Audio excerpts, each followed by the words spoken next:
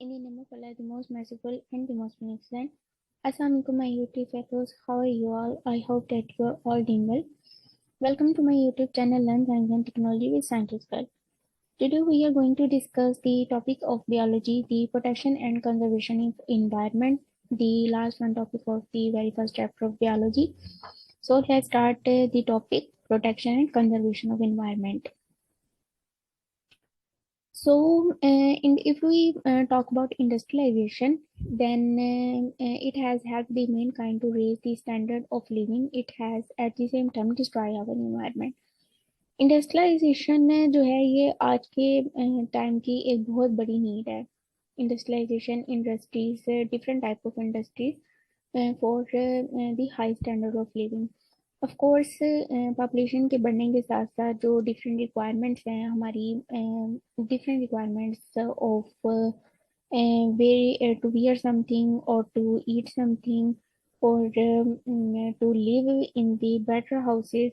तो इन सब रिक्वायरमेंट्स को पूरा करने के लिए हमारी जो नीड्स हैं वो बढ़ती चली जाती हैं. तो अब इन ज़रूरियात को पूरा करने के लिए इंडस्ट्रीज जो हैं वो बहुत ज़्यादा ग्रो हो चुकी हैं. तो इंडस्ट्रियलाइजेशन जो है एक तरफ इसने हमें बेनिफिट ज़रूर दिया है कि हमारा स्टैंडर्ड ऑफ लिविंग जो है वो हाई हो गया है. डिफरेंट जो हम थिंग्स हैं वो डेली लाइफ में हम यूज़ करते हैं ऑफ कोर्स. तो बेनिफिट तो है एक तरफ से कि हमारी ज़रूरियात जो हम पूरी हो रही हैं, लेकिन उसके साथ साथ हमारे इन्वायरमेंट का बहुत ज़्यादा इसका इफेक्ट हो रहा है, दी नेगेटिव इफेक्ट. नेगेटिव इफेक्ट अब इस तरह से हो रहा है कि इंडस्ट्रीज हैं जो हैं वो बहुत डिफरेंट टाइप्स के पोल्यूशन जो है ये प्रोड्यूस करती हैं. अगर देखा जाए तो इंडस्ट्रियल वेस्ट जो है वो tons in term of tons, ton of the industry waste is produce every day. Events in the solid solid waste भी ये जनरेट करते हैं, लिक्विड वेस्ट भी इंडस्ट्री से जनरेट होता है और गैस के फॉर्म में भी. तो सॉलिड वेस्ट जो होता है ये हीप्स की फॉर्म में हम जो है वो डिस्कार्ड कर देते हैं अर्थ के ऊपर कहीं ना कहीं. डिफरेंट जो खुली जगह होती हैं वहाँ पे डिस्कार्ड कर दिया जाता है सॉलिड वेस्ट को. और जो लिक्विड वेस्ट होता है वो वाटर रिसोर्सेज में डिस्कार्ड कर दिया जाता है, जिसकी वजह से जो वाटर पोल्यूशन जो है वो दिन ब दिन बढ़ती जा रही है. और ऑफ कोर्स वाटर पोल्यूशन ना सिर्फ ह्यूमन के लिए जो है वो खतरनाक है, इसके अलावा जो वाटर के अंदर रहने वाली जो जिंदगी है, फिशेज हैं और दूसरे इंसेक्ट्स भी होते हैं ऑफ कोर्स, और भी बहुत से मतलब जो हशरात हैं जो पानी के रहने वाले हैं, उनकी भी जो जिंदगी है वो खतरे में है और वो इंडेंजर्ड होती जा रही हैं स्पीशीज, खास तौर पे जो फिशेज हैं. और इसके अलावा जो गैस जो है वो इन्वायरमेंट में रिलीज हो जाती है इंडस्ट्रीज के थ्रू, और उसकी वजह से जो हमारी एयर है वो बहुत ज़्यादा पॉल्यूट होती जा रही है. एयर पोल्यूशन इसकी वजह से बहुत आम हो गई है. और एक बहुत बड़ा अलमिया आप समझ लें या फिर एक बहुत बड़ी मेजर प्रॉब्लम जो है आजकल के दिनों की वो स्मोग है. हम देखते हैं कि जैसे ही नवंबर या अक्टूबर स्टार्ट होता है और स्मोग जो होती है वो स्टार्ट हो जाती है. तो वो इन गैसेस की वजह से ही है, जो गैसेस हैं वो एक्यूमुलेट हो जाती हैं एटमॉस्फेयर में, जिसकी वजह से जो स्मोक होती है वो जनरेट होती है और फिर ब्रीथिंग प्रॉब्लम्स होते हैं, कफिंग प्रॉब्लम्स होते हैं और भी बहुत सी हेल्थ प्रॉब्लम जो है स्मोक की वजह से वो जनरेट होती हैं. तो these elements frequently contain the seizable amount of certain very toxic, even the carcinogenic material. Carcinogenic which are the cancer causing.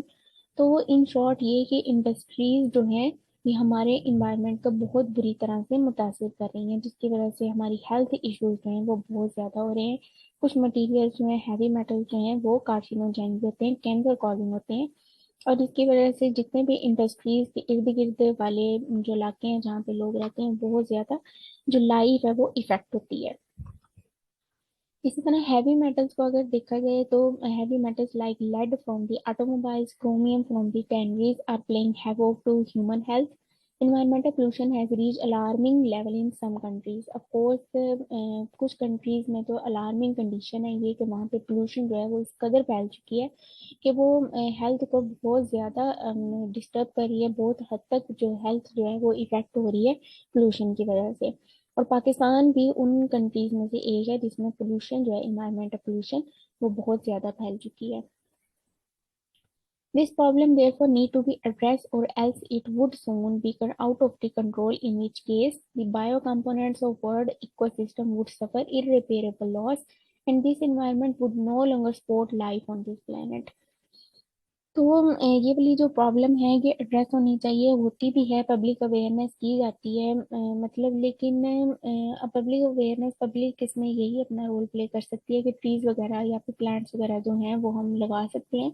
इसके अलावा जो कॉमन पब्लिक है वो अपना रोल इसमें नहीं प्ले कर सकती, या फिर इतना कर सकते हैं कि अपना जो अपने हिस्से का जो गार्बेज वगैरह है वो हम किसी अच्छी पोजीशन पर डंप करें, ना कि हम जगह जगह पे ढेर लगा दें जितना अमूमन हम करते हैं। तो इसके अलावा लेकिन अगर देखा जाए बड़े लेवल पे जिसमें इंडस्ट्रीज वगैरह होती हैं, तो प्रॉपर इनको गाइडेंस देनी चाहिए, इनको प्रॉपर एक प्लेस देनी चाहिए जहाँ पे वो अपना जो उनका वेस्ट होता है वो डिस्कार्ड करें, सॉलिड वेस्ट स्पेशली।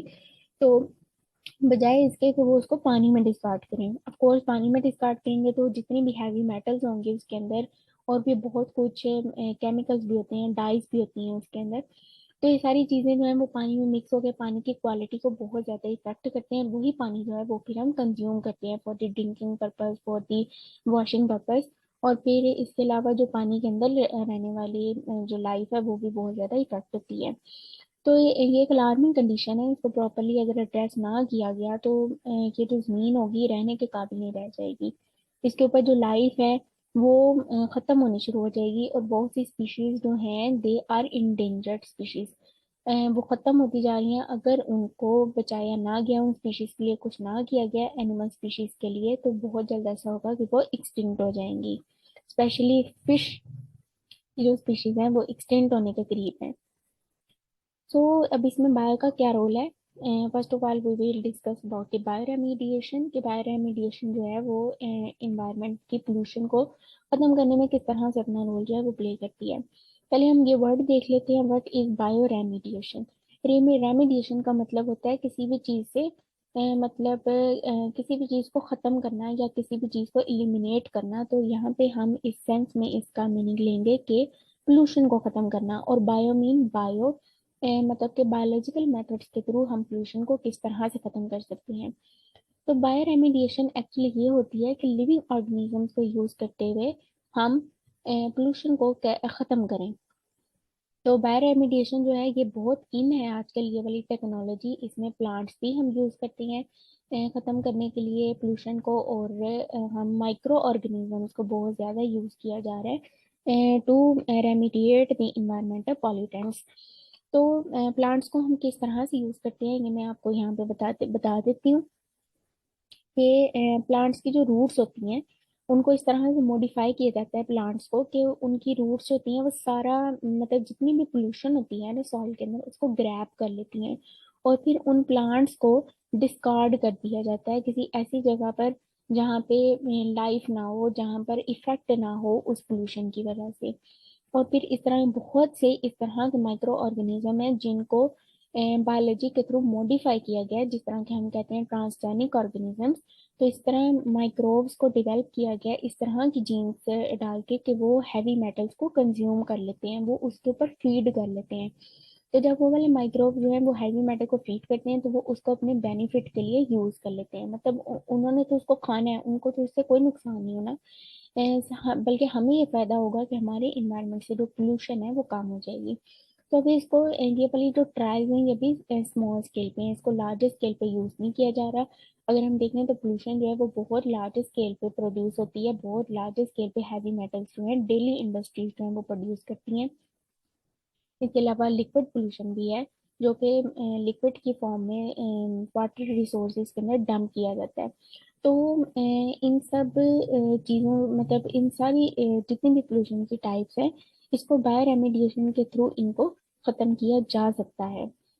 इसमें हम माइक्रो ऑर्गेनिजम्स को भी यूज़ करते हैं और लिविंग ऑर्गेनिजम्स में हम इसमें प्लांट्स को भी यूज़ करते हैं to remediate the environmental pollution. Several ways of bioremediation, removal or degradation of environmental pollutants or toxic material by living organism are also under investigation। तो ये छोटे स्केल पे बायोरेमिडिएशन जो है इसको भी ट्रायल्स इसकी जा रही है, उम्मीद है कि फ्यूचर में ये सक्सेसफुल हो जाएगी और हम बड़े पैमाने पर इसका इस्तेमाल कर सकेंगे to get rid of pollution. For example, यहाँ पे एक एग्जाम्पल दी है एलजी की, have been found to reduce pollution of the heavy metal by bioadsorption. Bioadsorption का मतलब ये एड्सॉर्ब कर लेती है एलजी जो होती है, एड्सॉर्प्शन हो जाती है हैवी मेटल्स की एलजी में, और फिर एलजी जो है वो डंप कर दी जाती है। या फिर एलजी मोस्टली ऐसा होता है कि जो प्लांट्स और या फिर ये माइक्रोब्स होते हैं ना, ये कंज्यूम कर लेते हैं उसको और अपने बेनिफिट के लिए यूज कर लिए जाते हैं, और फिर ये प्लांट्स और माइक्रोब्स जो हैं ये अपनी पोजीशन पे ही रहते हैं, इनको डंप नहीं किया जाता।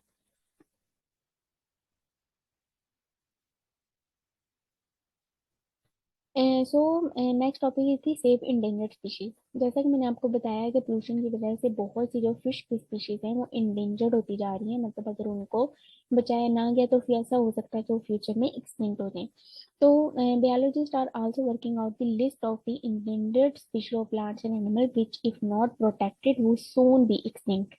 They are therefore stress the need for their protection. तो बहुत ज़्यादा ज़रूरत है इन ऑर्गेनिजम्स को बचाने की। Living organism, of course they are living organism and they are life, they are kind of life. तो अगर इनको बचाया ना गया तो ये एक्सटिंक्ट हो जाएंगी। Pollution problem in Pakistan. Pakistan में पोल्यूशन प्रॉब्लम जो है ये एक मेजर अलार्मिंग कंडीशन है। Environmental pollution is the national problem in Pakistan. Our rivers, canals are highly polluted with the mixing of city sewage and industrial waste. The life in freshwater of Pakistan is toward decline, and fishes and other species of the organism which live in water. Fish population have been most adversely affected. We need to take protective measures as early as possible. In cities, particularly, exhaust from automobile is enormously adding lead into the atmosphere. There is then a need for lead-free petrol to reduce the pollution. अब automobile से में से भी बहुत ज़्यादा pollution जो है वो एयर में रिलीज किया जाता है, इन्वायरमेंट में रिलीज किया जाता है, जिसकी वजह से एयर जो है वो पोल्यूट हो जाती है, और उसकी वजह से बहुत से रेस्पिरेटरी प्रॉब्लम्स जो हैं वो जनरेट होती हैं, सांस के बहुत से मसाइल पैदा होते हैं, बहुत सी बीमारियां जो होती हैं पैदा की जाती हैं। तो इसलिए कहते हैं कि मतलब कि इस तरह का पेट्रोल यूज किया जाए जो लेड फ्री हो, ताकि उससे पोल्यूशन को कंट्रोल किया जा सके, एटलीस्ट लेड पोल्यूशन को कंट्रोल किया जा सके। So it is the end of the chapter, and inshallah we will discuss the chapter 2 in the coming videos. And if you like today video, press the like button and comment your question and queries and suggestion in the comment box. I request all of you to subscribe the channel so that you can get the update of the videos on time, and share the videos with others for the sake of guidance and knowledge. Okay, thank you so much for your time, and I thank you all for listening me. इंशाल्लाह next video में मिलेंगे एक नए topic के साथ। Chapter 2 इंशाल्लाह शुरू करेंगे अब हम नेक्स्ट वीडियोस में। तो तब तक के लिए टेक केयर एंड अल्लाह हाफिज।